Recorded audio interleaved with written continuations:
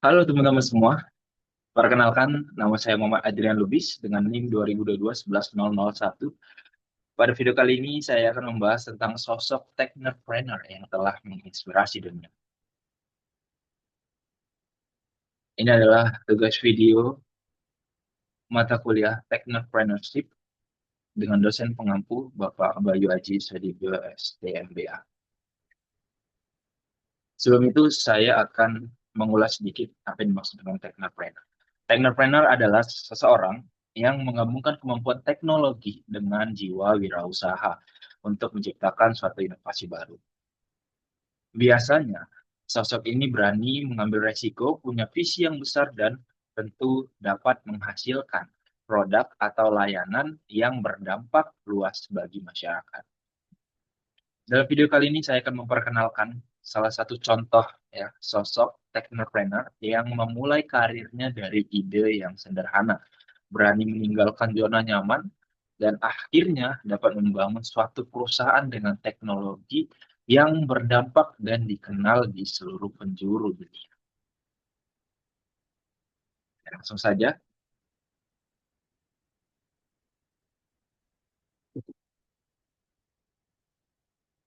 sosok technopreneur yang saya bahas kali ini adalah Mark Elliot Zuckerberg atau biasa kita kenal dengan Mark Zuckerberg.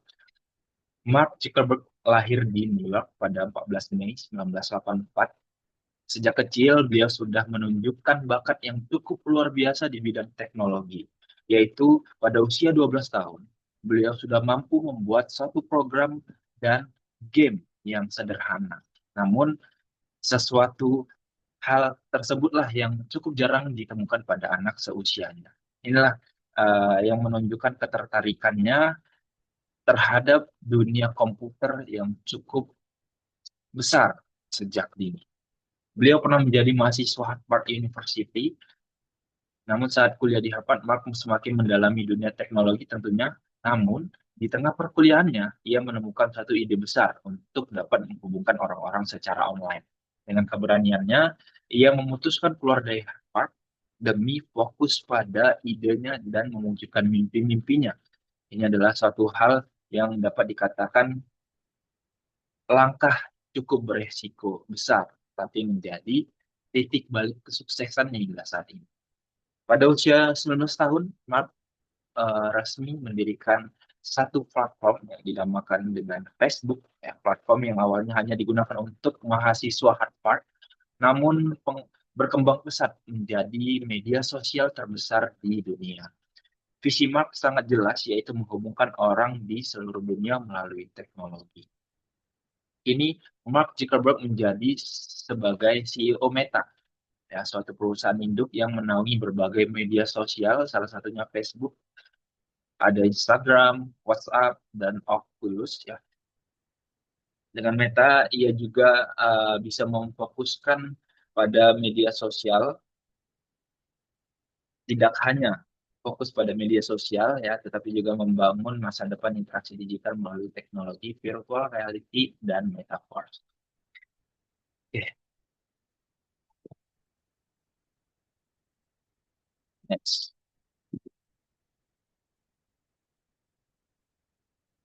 Tentu Mark Zuckerberg tidak hanya dikenal sebagai pendiri Facebook ya, tetapi juga sebagai pencipta berbagai produk dan layanan yang telah mengubah cara kita berinteraksi di dunia. Ya, itu akan kita bahas tentang produk dan layanannya. Yang pertama, untuk produk itu ada Facebook, ya, media sosial terbesar di dunia. Melalui Facebook, miliaran orang bisa berbagi cerita, informasi, dan terhubung dengan siapa saja dan kapan saja. Yang kedua ada Instagram, platform kreatif untuk berbagi foto dan video yang saat ini menjadi tempat populer bagi generasi muda dan brand di seluruh dunia. Yang ketiga ada WhatsApp, aplikasi pesan instan yang sangat praktis dan digunakan oleh miliaran orang untuk berkomunikasi tanpa batas. Dan terakhir ada Oculus, perangkat virtual reality yang membawa kita masuk ke pengalaman dunia virtual secara langsung. Ya.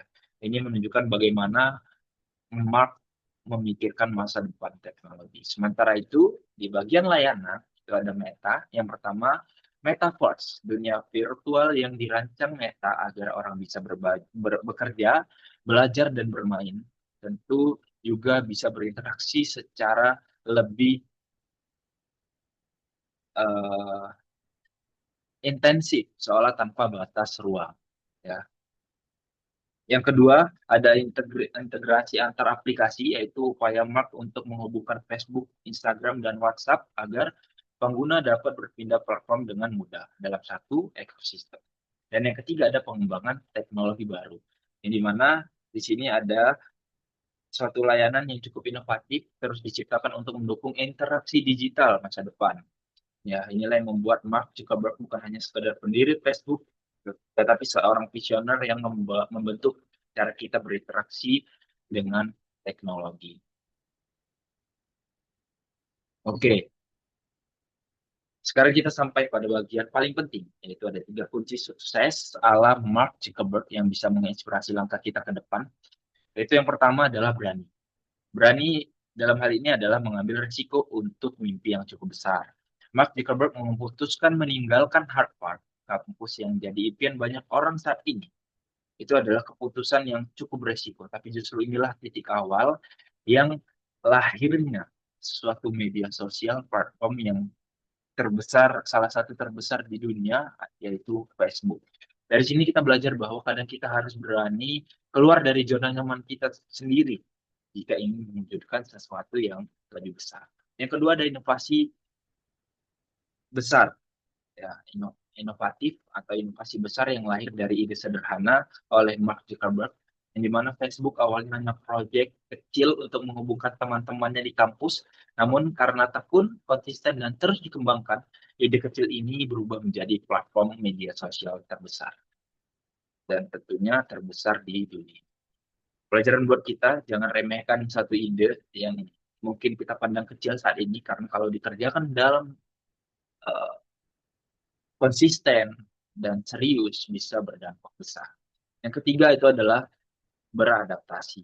Ya, tentu di dalam dunia teknologi sangat cepat berubah saat ini ya, berkembang pesat. Mak tidak berhenti di Facebook saja, ia terus berinovasi hingga mengakuisisi Instagram, WhatsApp, Oculus, dan sekarang membangun Metaverse.